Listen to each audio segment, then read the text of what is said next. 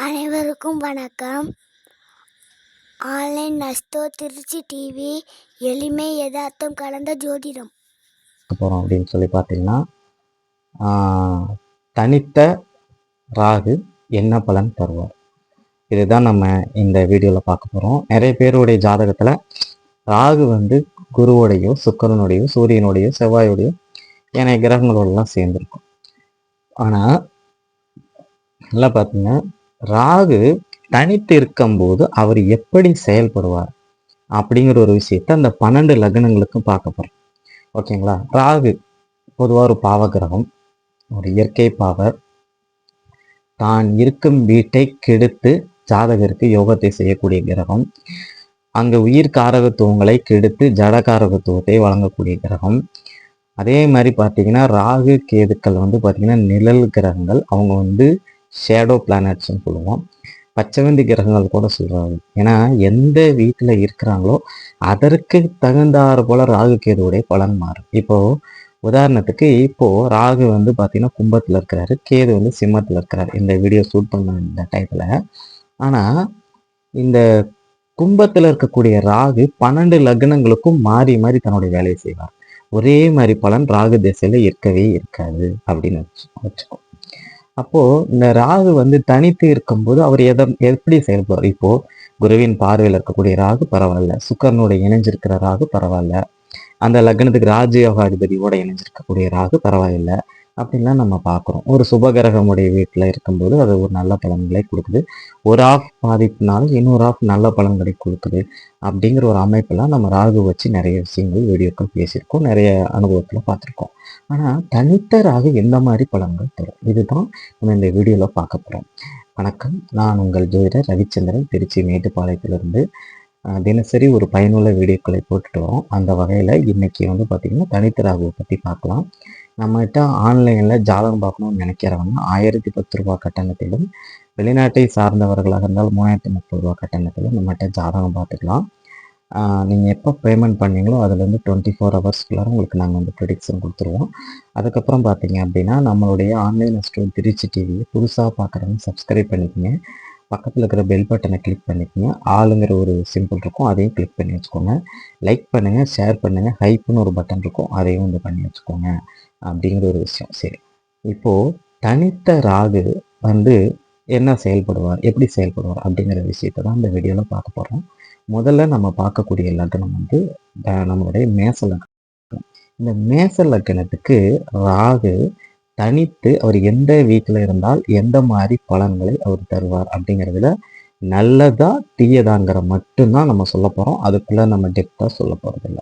Okay, மேச லக்னத்துக்கு மேசத்தில் ராகு இருப்பது ஓகே அப்படின்னு சொல்லி பார்த்தீங்கன்னா, லக்னாதிபதி வீட்டில் ராகு இருப்பது மேசத்துக்கு ரொம்ப பிடிச்ச அவருடைய வீட்டிலேயே ராகு இருப்பது நன்மையை தருவார். ஓகேங்களா?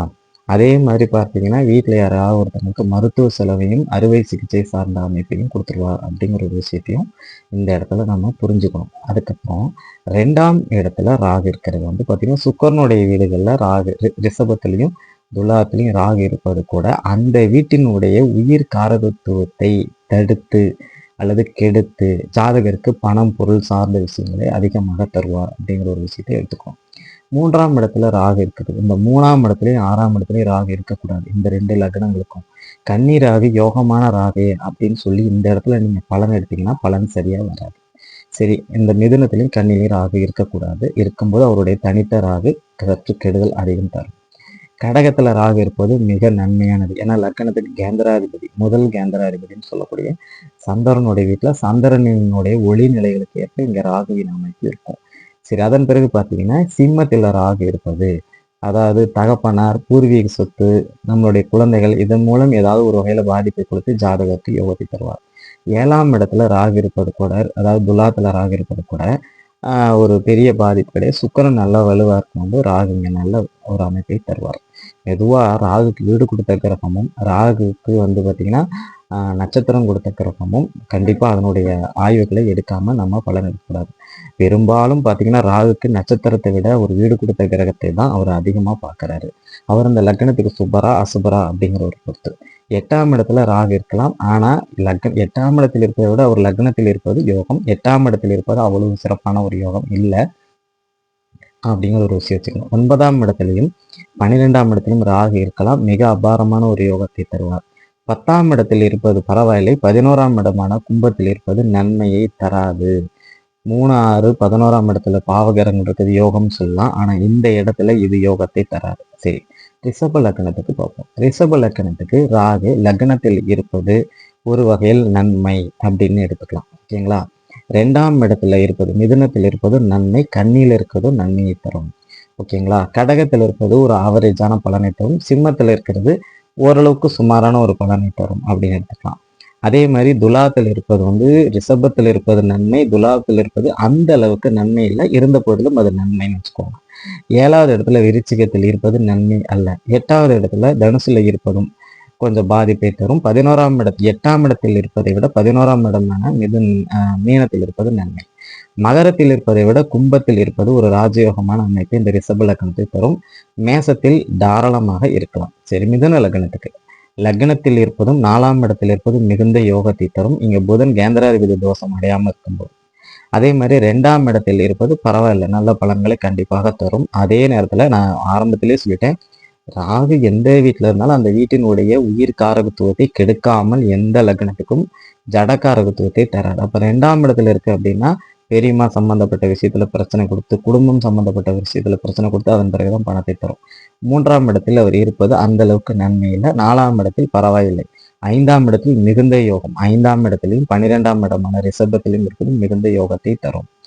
அதன் பிறகு பார்த்தீங்கன்னா 6ஆம் இடத்துலையும் 11ஆம் இடத்துலையும் இருப்பது நன்மை அல்ல இந்த லக்னத்துக்கு, மிதுன லக்னத்துக்கு. அதே மாதிரி 7வது இடத்துலையும் 10ஆம் இடத்துலையும் இருப்பது ஓரளவுக்கு பரவாயில்லை. குரு இங்க பார்த்தீங்கன்னா கேந்திராதிபதி தோஷம் அடையாத பட்சத்துக்கு நல்லது. ஓகேங்களா? 8ஆம் இடத்தை விட 9ஆம் இடத்தில் இருப்பது ஓரளவுக்கு நன்மையை தரும் அப்படிங்கிற ஒரு அமைப்பை வச்சுக்கலாம். அதன் பிறகு பார்த்தீங்கன்னா கடக லக்னம். கடக லக்னத்துக்கு லக்னத்தில் இருப்பது பரவாயில்லை, ஒரு பாதிப்பு கிடையாது. சந்திரன் ஒளி நிலைமைகளோட ஆட்சி உச்சம் போன்ற துறைகள்ல இருக்கும் நல்ல ஒரு யோக பலன்களை நிச்சயமாக தருவார். அதே மாதிரி 2ஆம் இடத்துல இருக்கும்போது கண் சார்ந்த பிரச்சனைகள் தராமல் உங்களுக்கு பொருளாதாரத்தை தர மாட்டார். இங்கேயும் சூரியனுடைய நிலைமையை வச்சுதான் நம்மளுடைய முடிவு பண்ணிக்கணும். அதன் பிறகு பார்த்தீங்கன்னா 3ஆம் இடத்துல ஒரு 3லையும் 12லையும் இருப்பது அந்த அளவு நல்லதில்லை. இருந்த போதிலும் இந்த கடக லக்னத்துக்கு 3ஆம் இடத்தில் ராகு இருப்பது விதிவிலக்கு. 3ஆம் இடத்தில் இருக்கக்கூடிய ராகு நல்ல யோக பலன்களை தரும். சரி, 4ஆம் இடம் சொல்லக்கூடிய கடகத்தில் இருப்பது பரவாயில்லை. ஏன்னா அவரே இன்னொரு வீட்டினுடைய அதிபதி, 11ஆம் அதிபதி இந்த கடக லக்னத்துக்கு பாதகாதிபதி ஸ்தானத்திலையும் வருவார். 2 பலனையும் ராகு கலந்துதான் தருவார். 80% 4ஆம் இடத்து பலனை தான் தருவார் அப்படிங்கிற ஒரு விஷயம் வச்சுக்கலாம். 5ஆம் இடத்துலையும் அவர் 10ஆம் இடத்துலையும் இருக்கக்கூடிய பலன் மிகுந்த ராஜயோகத்தை தரும். 5ஆம் இடம் விருச்சிகத்திலையும் 10ஆம் இடமான மேசத்திலையும் இருப்பது நன்மை. 5ஆம் இடத்தில் இருப்பதை விட ஒரு 10ஆம் இடத்தில் இருப்பது கூடுதல் பலம். அதன் பிறகு 6, 9க்கு அதிபதியான கிரகம் பார்த்தீங்கன்னா குரு 6ஆம் இடமான தனுசில் இருப்பது ஒரு வகையில ராஜயோகத்தை தரும். கோதண்ட ராகுங்கிற முறையில 10ஆம் இடம் சொல்லக்கூடிய இந்த நம்மளுடைய மீன வீட்டில் இருக்கிறது நல்ல யோக பலனை தரும். ஏன்னா இங்க கேந்திராதிபதி தோஷம் அடிபடும். இந்த 4 கேந்திரங்கள் மிதுனம், கன்னி, தனுசு, மீனம் இங்க பாத்தீங்கன்னா அவர் எந்த கேந்திரத்தில் இருந்தாலும் இங்க கேந்திராதிபதி தோஷம் அடிபட்டு போயிடும். அப்படின்னு சொன்னா 10ஆம் இடத்துல ராகு இருப்பது முதல் 2-3 தொழில்கள் நமக்கு செட் ஆகாது. அதன் பிறகு நல்ல ராஜயோகத்தை தரும். 11ஆம் இடத்துல இருக்கக்கூடிய பலனையும் 12ஆம் இடத்துல இருக்க பலனும் முன்னாடியே நம்ம சொல்லிட்டோம். இப்போ சிம்ம லக்னத்துக்கு பார்ப்போம். சிம்ம லக்னத்துக்கு லக்னத்தில் இருப்பது அந்த அளவு நன்மை அல்ல. ஏன்னா லக்னாதிபதி வலிமையோட இருந்தாலுமே கூட இந்த இடத்துல அவர் ஒரு கட்டுக்கு உட்பட்டு தான் நன்மையை செய்வார் அப்படிங்கிற ஒரு அமைப்புல இங்க நம்ம அந்த விஷயத்த மனசுல தேர்த்தி வச்சுக்கணும். அப்புறம் அதன் பிறகு பார்த்தீங்கன்னா 2ஆம் இடம் சொல்லக்கூடிய கன்னியில் இருப்பது நன்மை. இங்கேயும் குடும்பம் சம்பந்தப்பட்ட 2ஆம் இடம் சம்பந்தப்பட்ட உறவுகளில் ஏதாவது ஒரு பாதிப்பை கொடுத்து அதன் பிறகுதான் ஒரு ராஜயோகங்களை அவர் தருவார். 3ஆம் இடத்தில் இருப்பது அந்த அளவுக்கு நன்மை இல்லைனாலும் ஒரு பாவ கிரகம் 3ஆம் இடத்தில் இருப்பது ஒரு வகையில நல்ல மதிப்பையும் மரியாதையும் கண்டிப்பாக தரும்.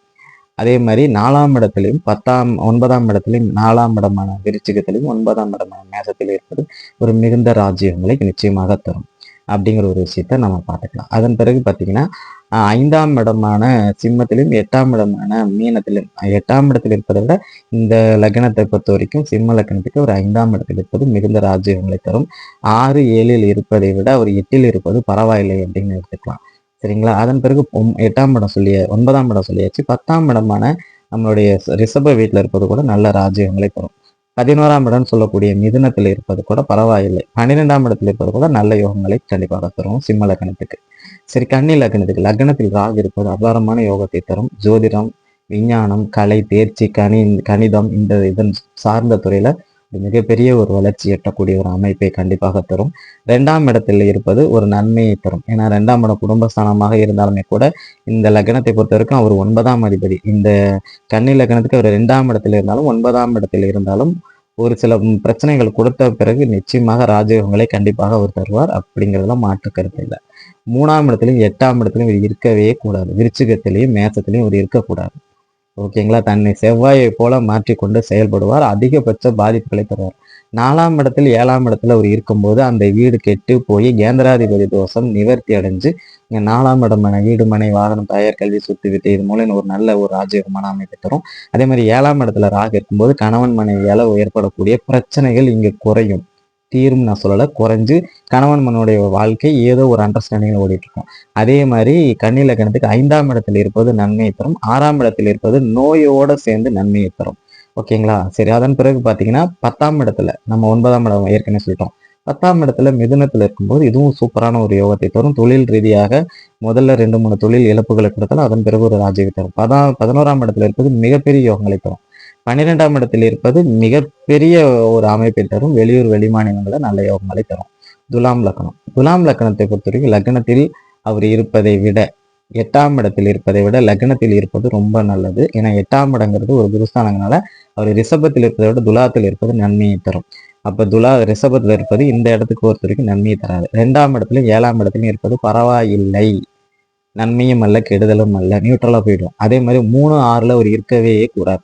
என்ன சார் மற்ற லக்னங்களுக்கு 3ஆம் இடத்துலையும் 6ஆம் இடத்துல வந்த யோகம் சொல்லி இந்த இடத்துல அவர் கூட 3, 6ஆம் இடத்துல இருக்கும்போது அவர் பாதிப்பை தருவார். அதனால தனுசுலையும் மீனத்திலையும் அவர் இருப்பது நல்லதல்ல. மகரத்திலையும் கும்பத்திலையும் இந்த 2 வீடுகளில் ராகு இருக்கும்போது கண்டிப்பாக நல்ல பலன்களை தரும். நண்பர்களே, நான் தனித்த ராகுக்கு மட்டும்தான் பலன் சொல்றேன். ஓகேங்களா? அதன் பிறகு பார்த்தீங்கன்னா 9ஆம் இடம் சொல்லக்கூடிய மிதுனத்தில் இருப்பது நன்மை. 10ஆம் இடமான கடகத்தில் இருப்பது கூட நல்ல பலன்களை தரும். 11ஆம் இடத்தில் இருப்பதை விட ஒரு 12ஆம் இடத்தில் இருப்பது மிகப்பெரிய ராஜ்யங்களை தரும். அதன் பிறகு விருச்சிக லக்னம். விருச்சிக லக்னத்துக்கு லக்னத்தில் இருப்பதை விட 6ஆம் இடத்தில் இருப்பது நன்மை. ஓகேங்களா? இந்த வீடு அவருக்கு ஆகாத வீடு. ஆனா இன்னும் அவர் லக்னாதிபதியோட இன்னொரு வீடு அவருக்கு நல்ல ஆகிற வீடு. லக்னத்தில் இருப்பதை விட 6ஆம் இடத்தில் இருப்பது நன்மை. அதே மாதிரி 2, 5ஆம் இடமான குருவின் வீடுகள் இருக்கும்போது கூட ஒரு நல்ல நன்மையை தருவார். இங்கே 3ஆம் இடத்துலயும் 4ஆம் இடத்துலயும் இருக்கக்கூடாது. இருந்தா அந்த வீட்டினுடைய அமைப்பை பாதி அளவாவது பாதிப்பு கொடுத்து அதன் பிறகுதான் யோகத்தை தருவார். அந்த ஒரு விஷயத்தையும் இந்த இடத்துல நம்ம ஞாபகம் வச்சுக்கணும். அதன் பிறகு பார்த்தீங்கன்னா இந்த விருச்சிக லக்னத்துக்கு 7, 12ஆம் இடத்துல 7ஆம் இடத்தில் இருப்பதை விட 12ஆம் இடத்தில் இருப்பது நன்மை. 8ஆம் இடத்துலையும் 11ஆம் இடத்துலையும் அவர் இருக்கக்கூடாது. மிதுனத்திலையும் கண்ணிலையும் இருக்கக்கூடாது. 9ஆம் இடம் கூட இந்த இடத்துல பார்த்தீங்கன்னா பாதகஸ்தானங்களும் 9ஆம் இடமான கடகத்தில் இருக்கக்கூடாது. சிம்மத்திலே அவர் இருப்பது அந்த அளவுக்கு நன்மையை தராது. ஆனா ஓரளவுக்காவது ஒரு கண்ணில் இருக்கும்போது ஓரளவுக்கு நன்மை தரும். 8ஆம் இடத்துல நல்லதை விட 11ஆம் இடம் அவ்வளவு ஒரு கொடிய ஸ்தானம் கிடையாது. 12ஆம் இடத்தில் இருப்பது மிகப்பெரிய ராஜயோகத்தை தரும். தனுசு லக்னம். தனுசு லக்னத்துக்கு லக்னத்தில் ராகு இருப்பதும் 4ஆம் இடத்தில் ராகு இருப்பதும் யோகத்தை கொடுக்கும். 2ஆம் இடத்திலையும் 3ஆம் இடத்திலையும் இருப்பதை விட ஒரு லக்னத்திலையும் 4ஆம் இடத்திலையும் இருப்பது யோகத்தை கண்டிப்பாக தரும். 2இல் இருப்பதை விட 3ஆம் இடமான கும்பத்தில் இருப்பது நன்மை. 5ஆம் இடமான மேசத்திலேயும் 12ஆம் இடமான விருச்சிகத்தில் இருப்பதை விட மேசத்துல 5ஆம் இடத்துல இருப்பது மிகுந்த ராஜ்யங்களை தரும். விருச்சிகத்தில் இருப்பது கட்டுக்குள்பட்டு சில நன்மைகளை தரும் அப்படிங்கிற ஒரு அமைப்பு இருக்கு. அதன் பிறகு இவர் பாத்தீங்கன்னா தனுசு லக்னத்துக்கு ரிஷபத்திலையும் துலாம்லையும் இவர் இருக்கக்கூடாது. அந்த அளவு நன்மை இல்லை. துலாத்துல இருந்துட்டா கூட பரவாயில்ல, ரிஷபத்துல இருக்கவே கூடாது அப்படிங்கிற ஒரு அமைப்பு. மிதுனம் கண்ணில, மிதுனத்துக்கு பதிலாக கண்ணில, அதாவது 7ஆம் இடத்துக்கு பதிலாக 10ஆம் இடத்துல இருப்பது கூடுதல் நன்மையை தரும். 8ஆம் இடத்துல ஒரு இருப்பது ஓரளவுக்கு நன்மை. ஆனா பெரிய அளவில் இது யோகத்தை செய்யாது. 9ஆம் இடத்தில் அவர் இருப்பதை விட 10ஆம் இடமான கண்ணியில் இருப்பது நல்ல யோகங்களை தரும். 11ஆம் இடமான துலாத்தில் அவர் அதான் முன்னாடியே சொல்லிட்டேன். 8ல் 6ல் இருக்கிறத விட 11 இருக்கலாம் அப்படின்ட்டு. 12ஆம் இடம் முன்னாடியே சொல்லிட்டோம். அதுக்கு அப்புறம் மகர லக்னம். லக்னத்தில் இருப்பது நல்ல பலன்களை தரும். 2ஆம் இடத்தில் அவர் இருப்பதை விட லக்னத்தில் இருப்பது பரவாயில்லை அப்படின்னு எடுத்துக்கலாம். அதன் பிறகு பார்த்தீங்கன்னா 3ஆம் இடத்துலையும் 12ஆம் இடத்துலையும் இவர் இருப்பது மிகுந்த யோகத்தை தரும். இதுதான் அந்த மகர லக்னங்களுக்கு மட்டும். அதன் பிறகு பார்த்தீங்கன்னா செவ்வாயுடைய 4ஆம் இடத்துலையும் 11ஆம் இடத்துலையும் 11ஆம் இடத்துல அவர் இருக்கக்கூடாது. 4ஆம் இடத்துல இருக்கும்போது நல்ல யோக பலன்களை தரும். அதே மாதிரி 5ஆம் இடத்துலையும் இந்த லக்னத்துக்கு 5ஆம் இடத்துலையும் 10ஆம் இடமான துலாத்திலையும், அதாவது ரிஷப துலாத்துல அவர் இருப்பது 2 வீடுகளுமே நன்மை தரும். அதை விட துலாத்தை விட ரிஷபத்தில் இருப்பது கூடுதல் நன்மை. அதே மாதிரி மிதுனத்தில் இருப்பதை விட கன்னியில் இருப்பது மிகுந்த நன்மை தரும். மிதுனமும் ஓரளவுக்கு ஒர்க்கரும் நல்ல ஒரு ஒரு நட்பான ஒரு வீடு தான். இந்த வீட்டில் இருக்கும்போது ஒரு நல்ல பலன் தரும். கடகமும் சிம்மமும் இந்த இடத்துல அவர் இருக்காம இருக்கிறது ரொம்ப நல்லது. அதே மாதிரி விருச்சிகத்துல அவர் இல்லாம இருப்பது நல்லது. தனுசுல இருப்பது யோகத்தை தரும். கும்ப லக்னம். கும்ப லக்னத்துக்கு வந்து பாத்தீங்கன்னா லக்னத்துல ராகு இருக்கிறது வந்து பாத்தீங்கன்னா லக்னத்துல அவர் இருப்பதை விட 12ஆம் இடத்துல இருப்பது யோகம். ஓகே, கும்ப லக்னத்துக்கு. அதே மாதிரி 2ஆம் இடத்துலையும் 11ஆம் இடத்துலையும் இருப்பது, 2ஆம் இடத்துல இருப்பதை விட 11ஆம் இடமான தனுசுல இருப்பது மிகுந்த ராஜ்யங்களை தரும். மேசத்திலையும் அதே மாதிரி பாத்தீங்கன்னா நம்மளுடைய மேசத்துல இருப்பதை விட விருச்சிகத்துல 10ஆம் இடத்துல இருப்பது நல்ல ராஜயோகங்களை தரும். அதன் பிறகு பாத்தீங்க அப்படின்னா நம்மளுடைய ரிஷபதுலாம் ரிஷபதுலாம் வந்து பாத்தீங்கன்னா அந்த லக்னத்துக்கு கும்ப லக்னத்துக்கு ராஜயோக அதிபதி இந்த 2 வீடுல இருக்கும்போது ஒரு நல்ல பலனை தரும். 4ஆம் அதிபதி 9ஆம் அதிபதி, அதே மாதிரி 5ஆம் அதிபதி 8ஆம் அதிபதினு சொல்லக்கூடிய மிதுனம் கன்னியில இருக்கும்போது நல்ல யோக பலன்களை தரும். மறந்தும் கூட கடகத்துல அவர் இருக்கக்கூடாது, சிம்மத்துல இருந்துட்டா கூட பரவாயில்லை அப்படின்னு வந்து எடுத்துக்கலாம். சரி, அதன் பிறகு பாத்தீங்க அப்படின்னா விருச்சிகத்துல வந்து அவர் 10ஆம் இடத்துல இருக்கலாம். அதே மாதிரி தனுசுல இருக்கலாம், முன்னாடியே சொல்லிட்டேன். மகரத்திலையும் அவர் இருக்கலாம். கடைசியாக பாத்தீங்கன்னா நம்மளுடைய மீன லக்னம். மீன லக்னத்துக்கு லக்னத்துல ராகு இருப்பது அந்த அளவு நன்மை இல்லை. அதுக்கு பதிலாக 10ஆம் இடத்துல இருந்துட்டா கூட பரவாயில்ல. ஓகேங்களா. 2ஆம் இடத்துலையும் 9ஆம் இடத்துலையும் இருப்பது நன்மையை தரும். 3ஆம் இடத்துலையும் 8ஆம் இடத்துலையும் இருப்பது அந்த அளவு நன்மை கிடையாது. 8ல இருந்துட்டா 3ல இருந்துட்டா கூட பரவாயில்ல, 8ஆம் இடத்துல ஒரு இருக்கக்கூடாது. 4, 7 பரவாயில்லை அப்படின்னு வச்சுக்கலாம். 5ஆம் இடத்துல இருப்பது நன்மை, 6ஆம் இடத்துல ஒரு இருக்கக்கூடாது அப்படின்னு ஒரு விஷயம் வச்சுக்கலாம். அதன் பிறகு பார்த்தீங்கன்னா 10ஆம் இடமான நம்மளுடைய தனுசு வீட்டில் இருப்பது கூட நல்லது. அதாவது லக்னத்தில் இருப்பதை விட 10ஆம் இடத்துல இருப்பது நன்மைன்னு சொல்லியிருக்கேன். அதன் பிறகு பார்த்தீங்கன்னா மகரத்தில் இருப்பதும் நன்மை தான், கும்பத்தில் இருப்பதும் நன்மை தான். அப்போ 12 லக்னங்களுக்கும் அவர் எந்த இடத்துல தனித்து இருந்தாலும் முதல்ல அவர் இருக்கிற வீட்டினுடைய ஆதிபத்தியத்தினுடைய அமைப்பை செய்வார். அந்த வீட்டினுடைய உயிர் காரகத்துவங்களை பிரச்சனை குறித்து அந்த வீட்டினுடைய அதிபதி பொறுத்து லக்னத்திற்கு 1, 5, 9ஆம் அதிபதியின் உடைய வலுவை பொறுத்து அவருக்கு வீடு கொடுத்த கிரகத்தின் வலுவை பொறுத்து இங்க இருக்கக்கூடிய ராகு ஒரு மிகப்பெரிய அளவில் நன்மையவோ அல்லது நன்மை இல்லாத விஷயங்களையோ கண்டிப்பாக செய்வார் அப்படிங்கிறதுல எந்த மாற்று கருத்தும் இல்லை. அப்படிங்கிற ஒரு விஷயத்த நீங்க மனசுல தேக்கி வச்சுக்கணும். ஏன்னா நிறைய பேர் கேட்டிருந்தீங்க, தனித்தராக என்ன சார் செய்வாங்க? தனித்தராக அந்த வீட்டின் அதிபதியை போல தன்னை மாத்திக்குவார், அவ்வளவுதான். ஓகேங்களா. இப்போ உதாரணத்துக்கு நம்ம சொன்னோம், கும்ப லக்னத்தை சொன்னோம். உங்களுக்கு ராகு வந்து 8ஆம் இடத்துல இருக்கு அப்படின்னு வச்சுக்கோங்களேன், கன்னி வீட்டில் இருக்கு அப்படின்னா அந்த லக்னத்தினுடைய ஆதிபத்தியம் என்ன? புதனுக்கு. புதனுடைய வீட்டில் ராகு இருக்கிறார். 5ஆம் அதிபதியும் அவர் தான், 8ஆம் அதிபதியும் அவர் தான். அப்போ 5ஆம் இடத்துக்கும் 8ஆம் அதிபதிக்குமான கிரகம் புதன். அங்க தன்னை புதனை போலவே செயல்படுறார். அந்த இடத்துல புதன் அதாவது உச்சம் அடைகிறத விட மிதுனத்தில் ஆட்சி பெற்றிருக்கும் போது இங்கே ராகு திசை அந்த புதனின் காரகத்துவங்கள் ஆதிபத்தியங்கள் இணைந்து மிகப்பெரிய அளவில் உங்களுக்கு மிகப்பெரிய அளவில் யோகமும் தனவரவும் கௌரவமும் மரியாதையும் அந்தஸ்தும் நல்லா கவனிங்க, வெளியூர்ல கிடைக்கும். ஏன்னா ஒரு 8ஆம் இடத்துல இருக்கிறார், உள்ளூர்ல கிடைக்காது. அப்போ வெளியூர்ல கிடைக்கும் அப்படிங்கிற ஒரு விஷயத்த நீங்க மனசுல தேக்கி வச்சுக்கோங்க. நண்பர்களே, தனித்தராக என்ன பலன் செய்வார் அப்படிங்கிற ஒரு விஷயத்த இந்த வீடியோ வாயிலாக சொல்லியிருக்கிறேன். உங்களுக்கு இந்த வீடியோ பிடிச்சிருக்கும்னு நம்புறேன். மீண்டும் உங்களை இன்னொரு வீடியோவில் சந்திக்கிறேன். நன்றி, வணக்கம்.